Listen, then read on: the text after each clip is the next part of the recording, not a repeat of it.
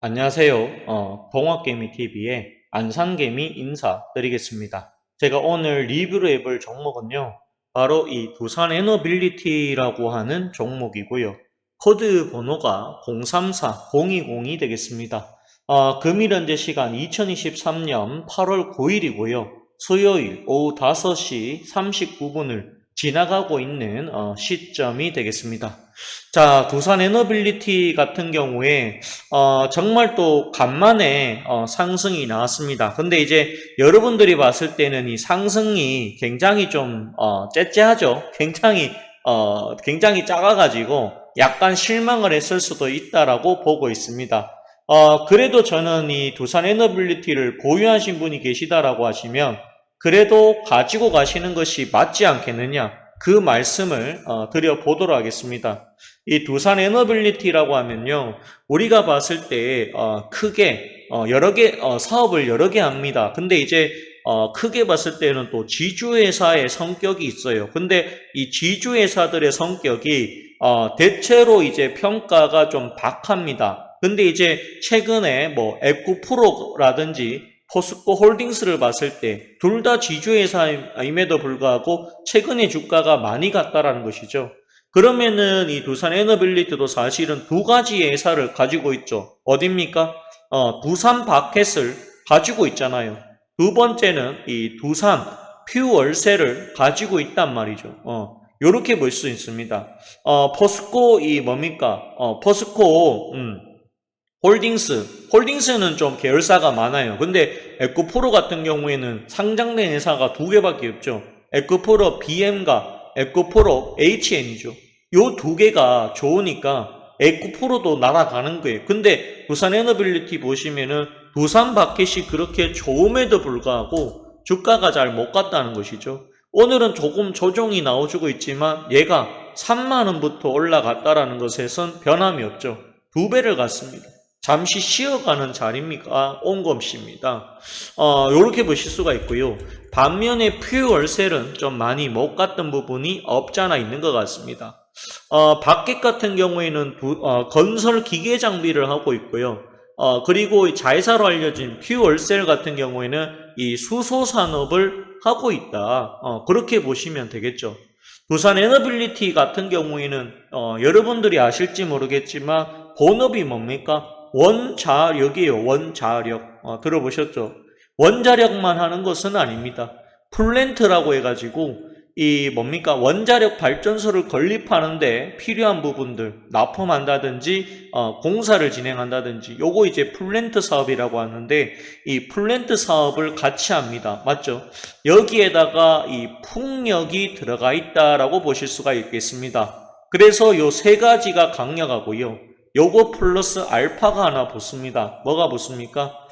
바로 이 2차 전지 관련해 가지고 이 폐배터리 사업이 붙었다는 것이죠.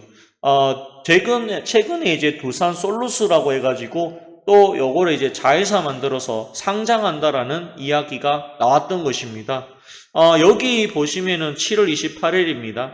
두산 에너빌리티 보시면 이 두산 리사이클 솔루션이라고 해가지고 출범을 한다. 근데 요 회사가 하는 것이 뭐냐? 2차전지 순환경제에 발을 디딘다. 배터리를 재활용해가지고 핵심 소재인 리튬을 추출하는 자회사를 설립을 했다라는 것이죠. 이런 부분들이 최근에 있었다라고 보시면 되겠습니다. 그리고 두산 에너빌리티는 사실상 상반기의 영업이익이 8,592억 원으로 65%나 좋아졌습니다.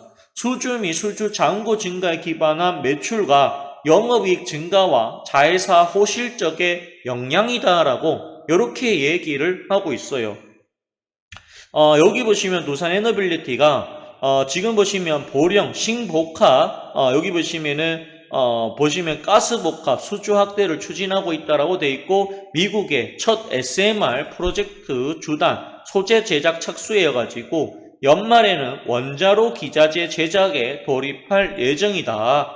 2021년 개발에 성공한 배터리 재활용 기술을 자회사 설립을 할 것이고 2025년 하반기 양산을 목표로 본격 사업화하겠다라고 이렇게 얘기를 또 했다라는 것입니다. 그리고 이제 오늘 나왔던 이야기가 요거죠.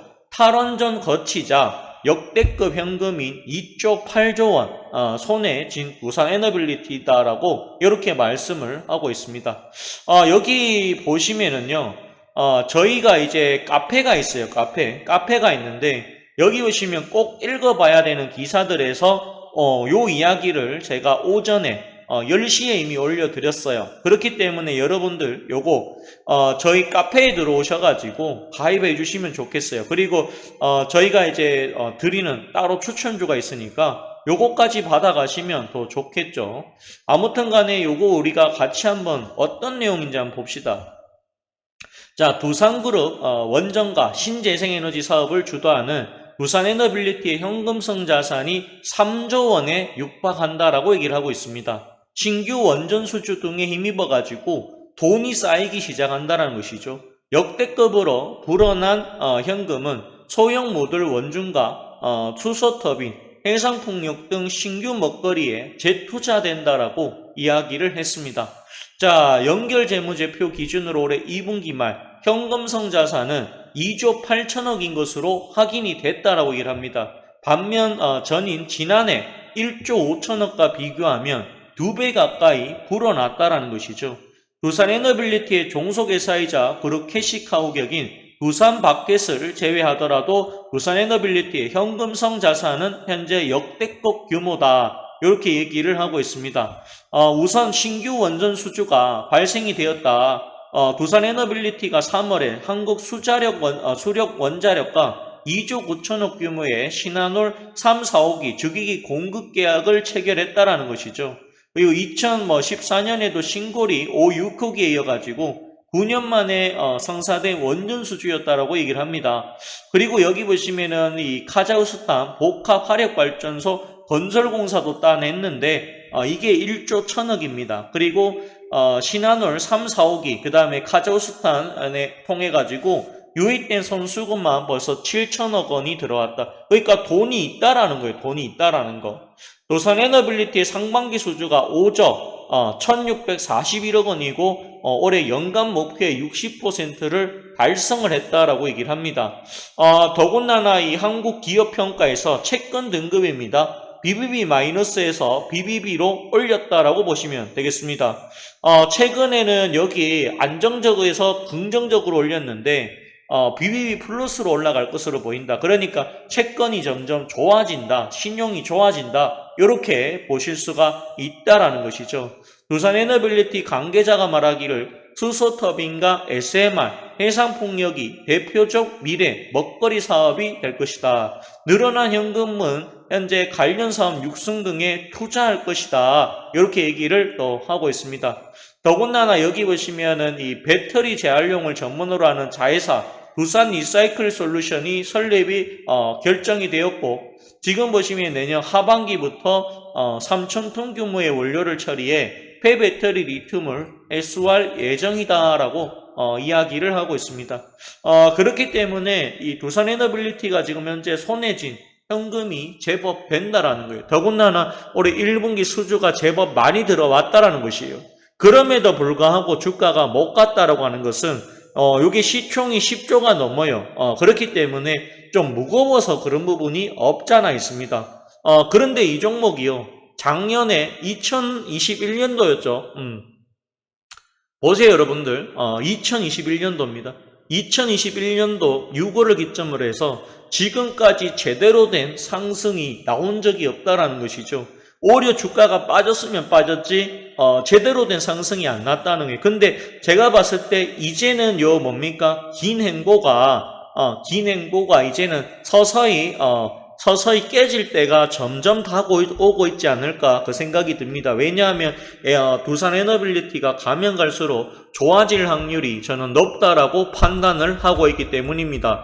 굉장히 이제 2021년도부터 주가가 거의 가지 못했던 드림텍도 마찬가지입니다. 이런 종목도 거의 2년을 못 가다가 최근에 와서 올라가려고 하는 요런 액션을 취해주고 있다는 것이죠.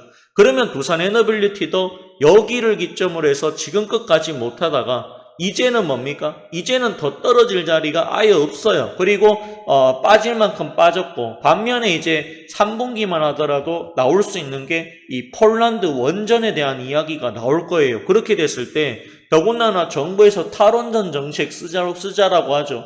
그런 부분들을 따져봤을 때 이 두산 에너빌리티가 정부 정책 수혜에 의해 가지고 이제는 다시 또 갈 수도 있지 않겠느냐, 그 생각이 저는 많이 듭니다. 따라서 이 종목은 매도하지 마시고요. 끝까지 가지고 가시는 전략이 무엇보다 중요하지 않겠느냐, 그 말씀을 전해드리도록 하겠습니다. 자, 오늘 방송은 제가 여기까지만 진행하도록 하겠고요. 좋아요와 구독을 부탁드리겠습니다. 저는 개인적으로 이거 아무리 못 가도 최소 앞자리가 2자는 가야 정상이다라고 생각을 합니다. 물론 이제 2만원 가도 손실이신 분이 계실 거예요. 이게 워낙 많이 떨어져서. 그렇지만 이거는 시총이 무겁긴 하지만 전망은 상당히 저는 좋다라고 봅니다. 이게 또 굉장히 우리가 무겁다라고 알려진 포스코 홀딩스나 그 다음에 에코프로도 가볍진 않죠. 에코프로처럼 갈지 또 알 수가 없다. 그렇게 말씀을 드리겠습니다. 실적이 굉장히 좋은데도 불구하고 주가 못 갔으면 이제는 가야 되지 않겠느냐.